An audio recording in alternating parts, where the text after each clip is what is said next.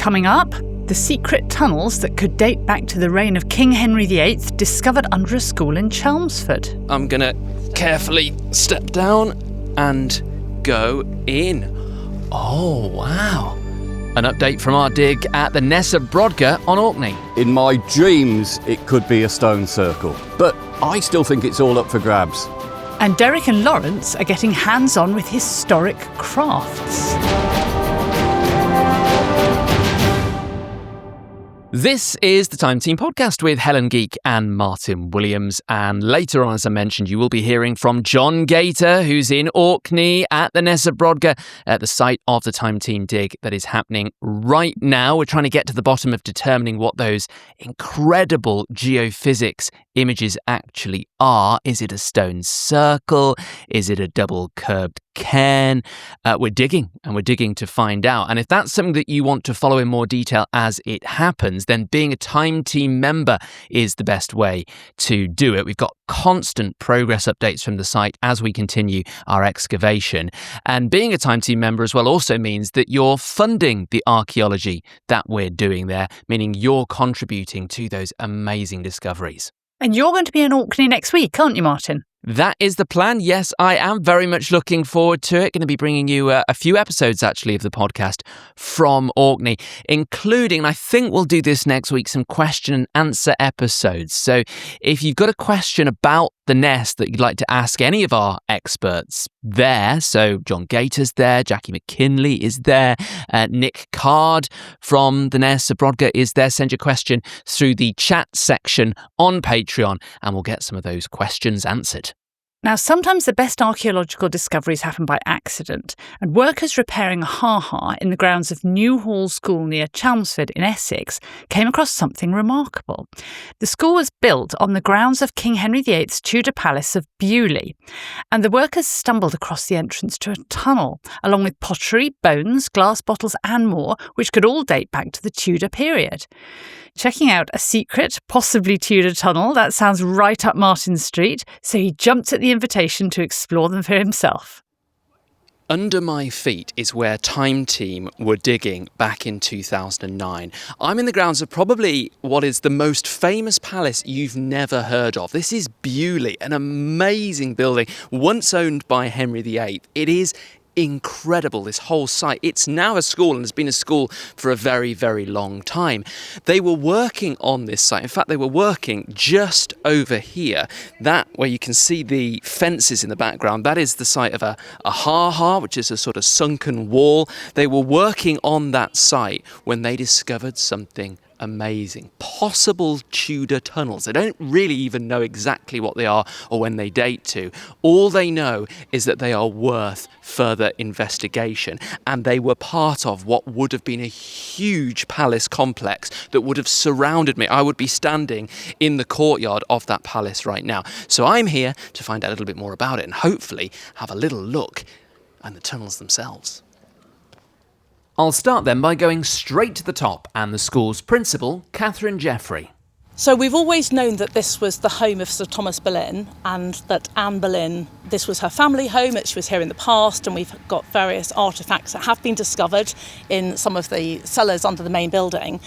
But this is tremendously exciting because now with the recent exposure underneath the wall at the ha-ha, we see the cellars and the tunnels that are underneath the front of what was the Palace of Beaulieu.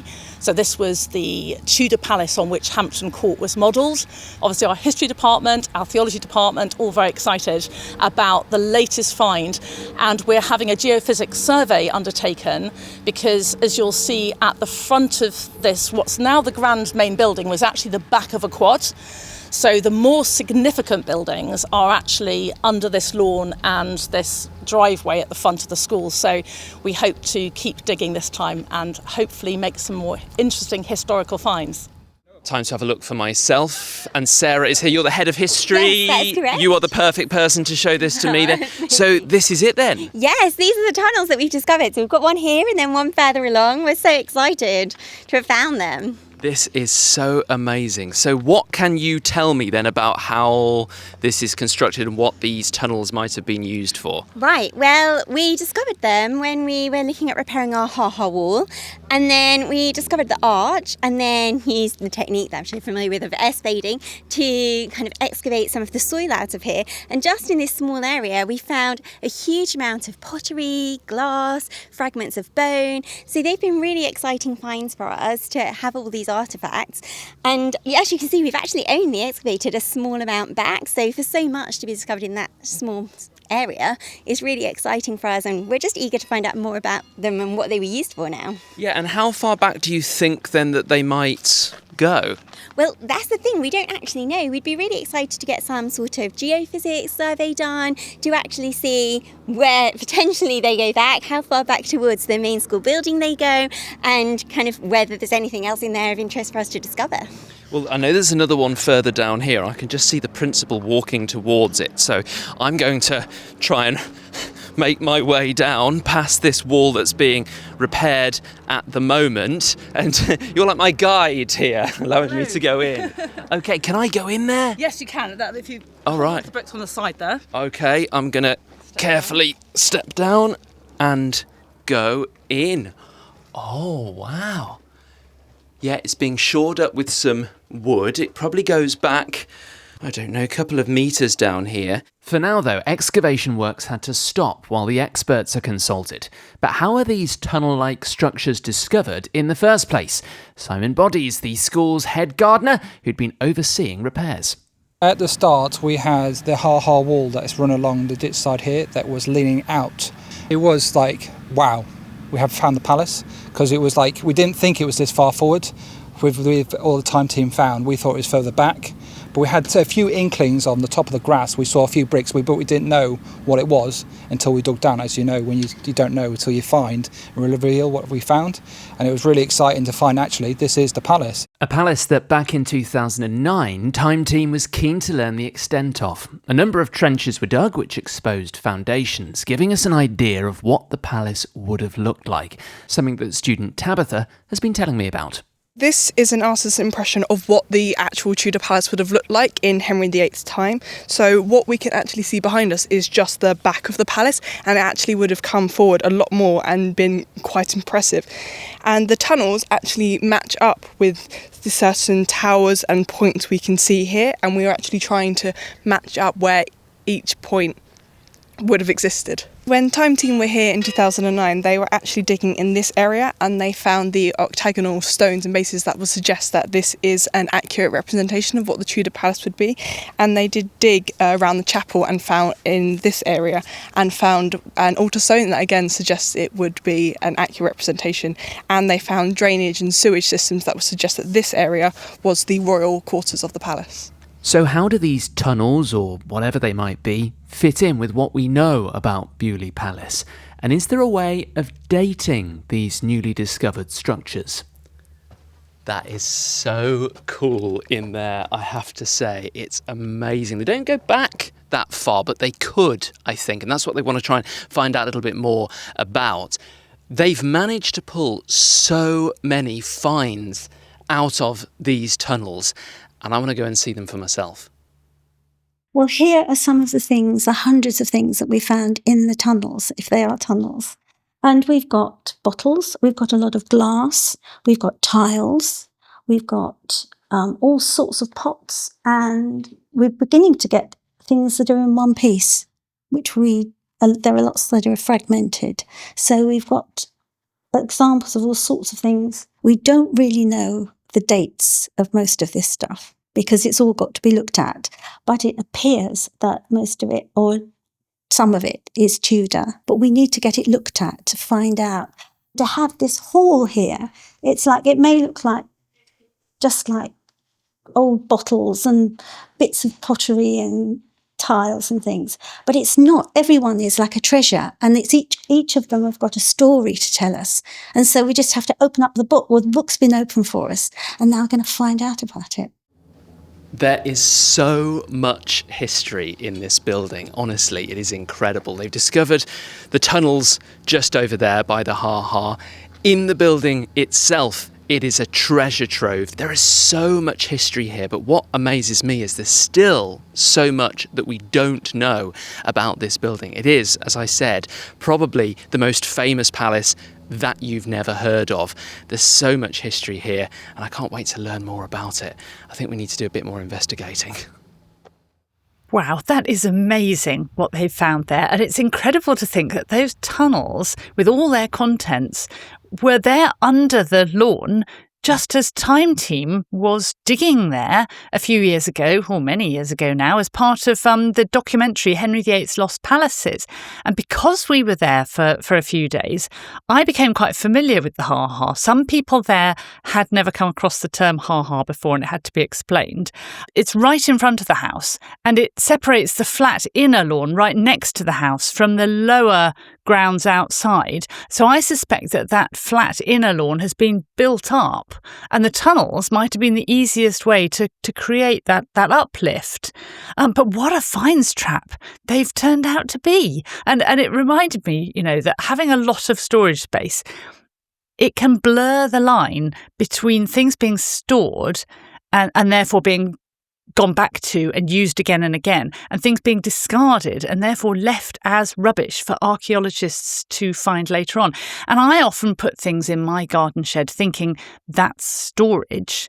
But strangely, several years later, when I go and open the door and have a look at them, they have magically turned into rubbish, which gets discarded. They are never used again. And it may be that the same thing was happening in the tunnels under New Hall.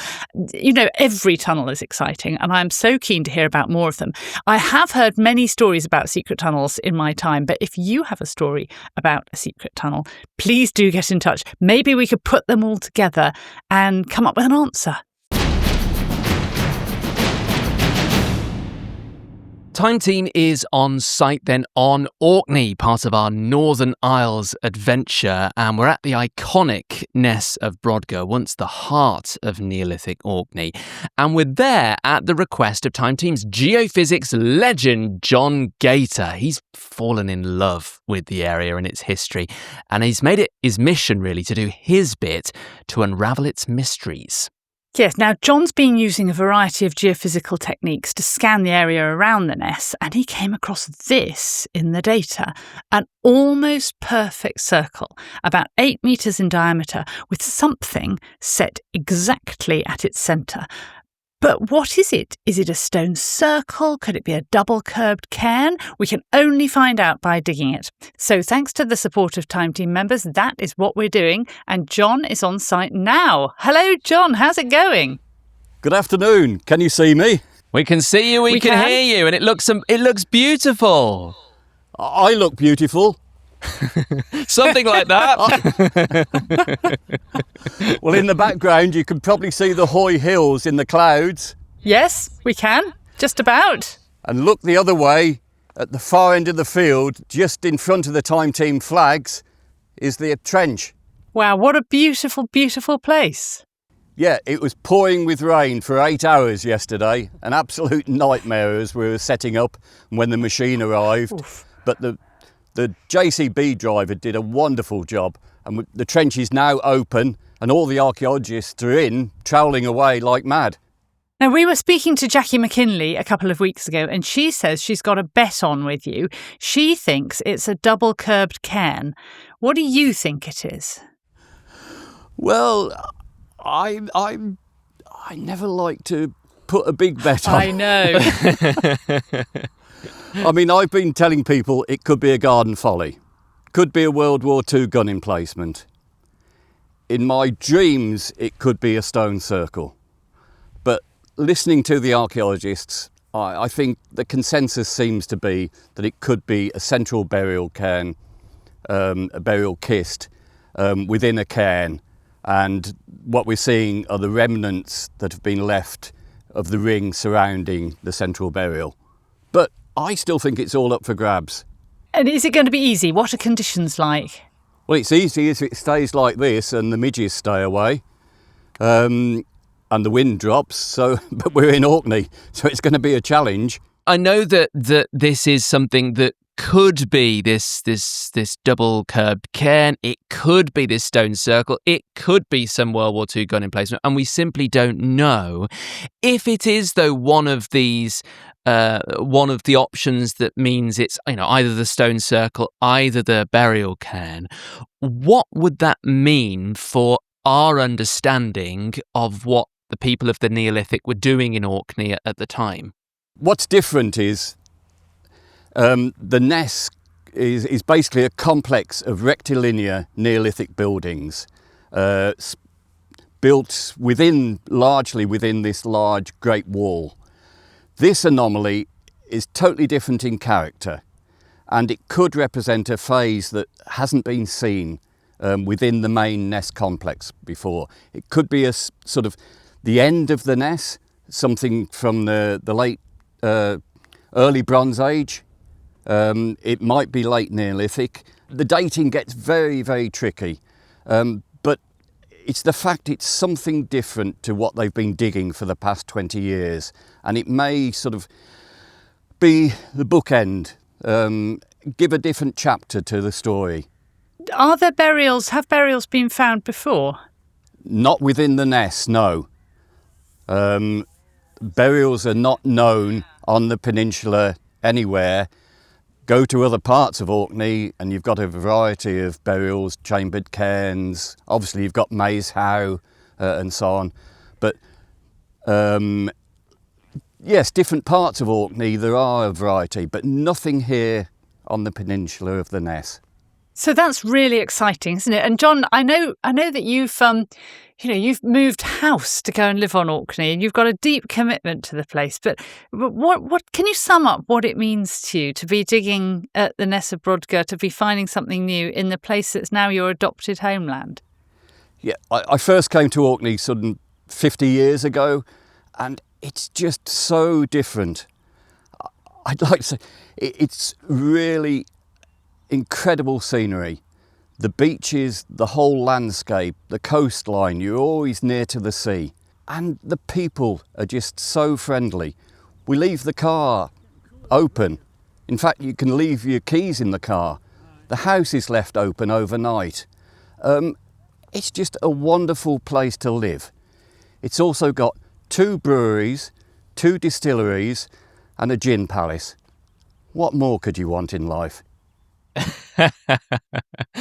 And though it's got this remarkable history, and that is another thing that you fell in love with, isn't it? Because you've been doing geophysics at the Ness and on Orkney for many, many decades as well. Well, I mean, I didn't mention the archaeology because it speaks for itself. I mean, I'm looking in one direction, I can see the standing stones of Stenness. I can see the ring of Brodgar in the other direction. 5 miles away is Skara Brae. You've got Maze Howe, again touching distance on the horizon. The range of archaeological sites is just stunning. The preservation up here is amazing. And they're not wooden timber structures and ditches, they're stone monuments. Absolutely stunning. Every time you drive along to the main town, you'll pass fields and you'll see lumps and bumps. I'm sounding like Stuart now. But they are amazing, and they are usually archaeological. So how does it feel to have Time Team on site? The whole big circus has now arrived to join in. What's it like? Well, obviously it's brilliant that we're digging the anomaly. I'm slightly nervous still. The trench has gone in and we've determined where natural is. It's quite shallow, as we hoped. But in the topsoil and so on, there's been no finds. I think a few moments ago, we might have had the first flint. So that's encouraging, but it is slightly nervous, and I'm going to need a few pints of the evening, I think. Okay, well, John, I mean, I can't wait. I'm coming up very, very soon to come and see you, to come and check on you. You and I, we can go for some sort of drink together, I reckon. You can show me around. I'm looking forward to that. But very, very best of luck with it. And we'll keep checking in with you to find out how things are going as the next few weeks progress. Looking forward to seeing you all. The Ness of Brodgar is famous for its vast amount of rock art, and the so-called Brodgar butterfly is an iconic symbol of the site. Dr. Tertia Barnett is a rock art expert from the University of Edinburgh. Tertia, really great of you to join us on the podcast. Thank you very much indeed. You're welcome. I mean, should we just start by briefly talking about the rock art at the Ness of Brodgar, and then maybe we can compare it to rock art in other parts of the country and indeed around the world. This Brodgar butterfly, what makes it so special? Well, it's a very unusual shape for a start. It's kind of like two inverted triangles together with like slightly curved edges, ends, which makes it look like a butterfly shape. It's not really known anywhere outside Ness of Brodgar, which makes it very unusual. But Ness has got so many unusual carvings anyway. It's such an exceptional site, just in the sheer volume of carvings and the nature of them as well. Is it that people have been looking very, very hard at the Ness of Brodgar? Is that why there's so much rock art from there? Or is it really somewhere that's completely different from anywhere else? It's possibly a bit of both. I mean, Orkney in the Neolithic was a very unusual place and very different from what was going on in other parts of Scotland as far as we know. So there is something exceptional there for a start. And there are carvings in other parts of Orkney. So Skara Brae, for example, is a very good case in point where we get similar stone-built structures with carvings in them. But Ness is a much bigger site. It's much more extensive, and of course it's been excavated over so well over such a long time. That is partly why they've unearthed so many stones, but the carvings do seem to be such an integral part of the site, whereas Skara Brae, the carvings may have been more integral to the site, but probably a lot of them have been eroded over time through exposure to the weather, and the parts of the site at Skara Brae which have been a bit more protected from the weather, the carvings are much more evident. So it could be that there were originally far more carvings at Skara Brae. So what sort of rock art would you get in other parts of Scotland or indeed other parts of Britain that you wouldn't necessarily get at the Ness of Brodgar, and then I suppose vice versa? Yeah.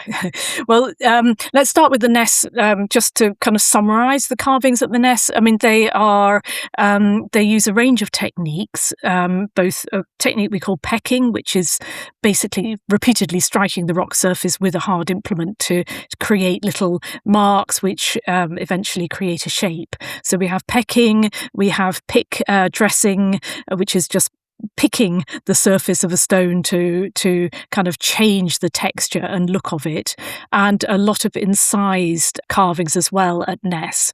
And the carvings, the form of the carvings, they're all abstract, so that they're not representational of anything that we can identify today, and they're very much linear in their focus. So there's a lot of things like lozenge shapes, diamonds, chevrons, and lines, and that's very different from the rock art that we find in most other parts of Scotland, which we generally call Atlantic rock art, because it's a carving tradition that's shared with other parts of Atlantic Europe and elsewhere in Britain, so England, Wales, the island of Ireland, the Iberian Peninsula, and parts of kind of Western France. The technique is much more consistent. They're just pecked, and they're based on more curved motifs or forms rather than linear ones. So linear shapes are very, very uncommon, if not almost kind of non-existent in Atlantic rock art, whereas curved shapes are much less prevalent in the Ness of Brodgar rock art. Scottish rock art or carved stones, they go from from the Neolithic right up to virtually the present day. How on earth do you date this stuff? Yeah, it's a really tricky one. I mean, with the later stones, the Pictish, when I say later, they're still very old, but the Pictish stones, the early medieval carvings and so on, a lot of those are representational, and they're also often in contexts that can be dated. So they are very stylistically distinct. So you can immediately tell, a Pictish carved stone because it's very stylistically different from prehistoric rock art, and and also different from some of the early medieval carvings. So, style, context can all be very, very important. But with the prehistoric rock art, it's very difficult to date because it's just there in the landscape. There's nothing representational that could give us a kind of hint of when it was made. And it's very rarely associated with datable archaeological features. So we're hoping that at some point somebody's going to develop a kind of scientific tool to be able, we can just go up and zap it and date it directly, and that would be fantastic. Yes, that would be good. Yeah. Distribute that tool far and wide, I'd Yeah. say. That could be very, very, very useful. I know that people really kind of enjoy looking at the rock art, but also discovering it for themselves. And it's great to hear that there is so much of it around, almost hidden in plain sight. You do these community projects and you unearth some more rock art that you didn't even know was there. What should people who maybe don't have that trained eye be looking out for to see if they could maybe spot rock art for themselves? It's a tricky one, that, because it can be really difficult, as you say, hidden in plain sight. It can be very elusive, and it does like to hide. I would say that the best thing is to think about the lighting conditions and to go out when you get low, oblique sunlight. So early in the morning or late in the evening, or in the winter when the sun is low and it creates shadows, and then it's much easier to see the carvings. It can be quite easy to see natural features, natural sort of depressions in the rock, and confuse those with cup marks. They can often look very, very similar. But a cup mark would be very nicely sort of symmetrical. It would feel smooth to the touch.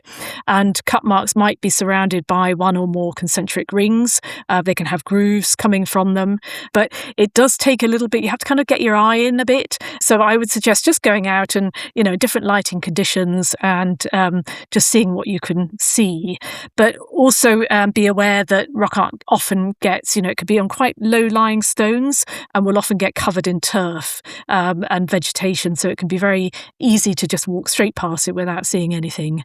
So, yeah, good luck to people. Thank you very much, Tertia. Well, it's been lovely talking to you too. So thank you very much.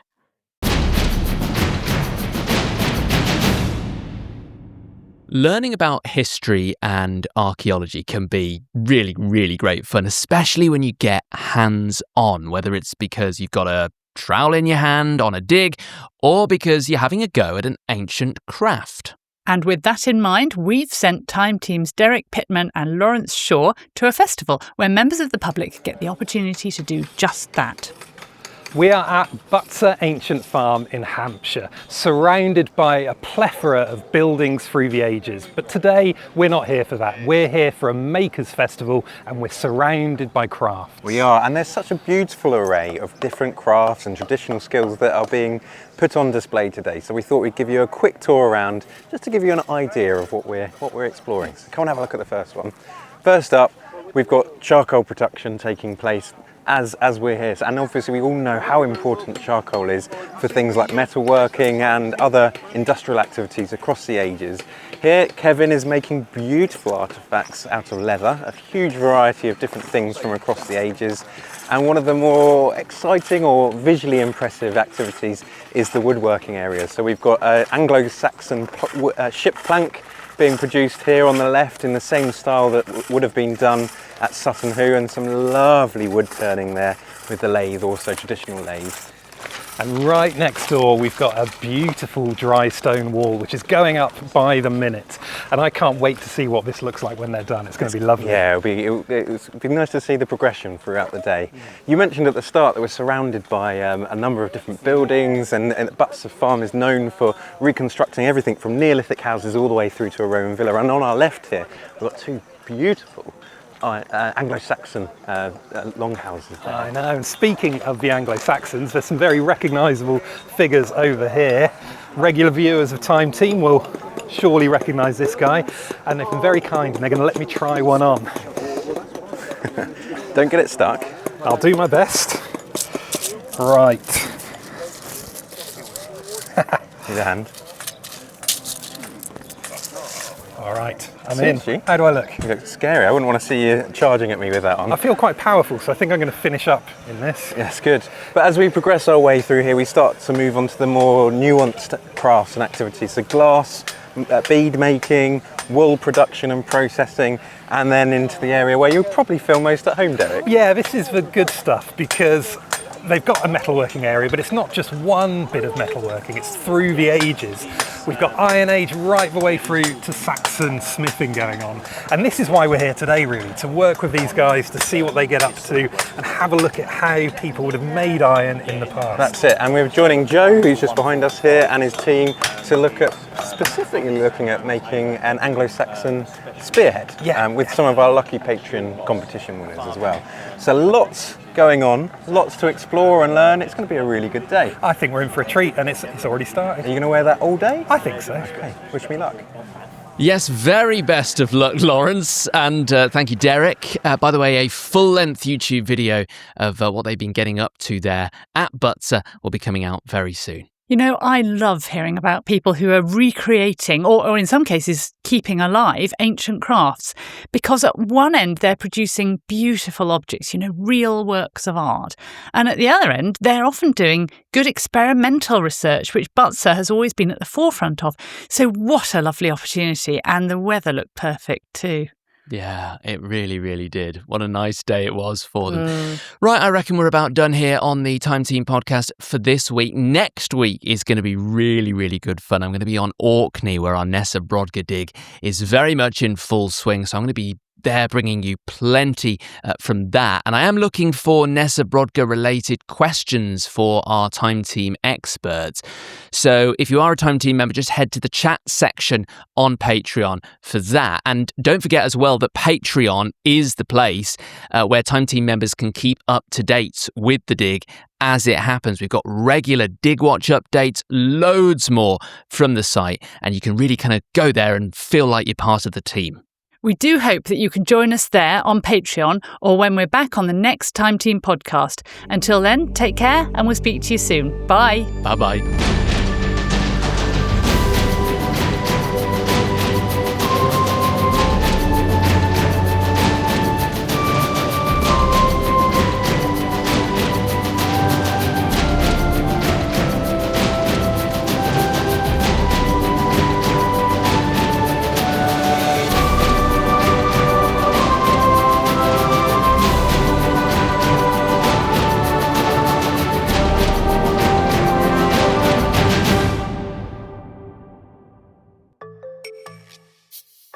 Join Time Team on Patreon to access exclusive 3D models, masterclasses, and behind-the-scenes insights.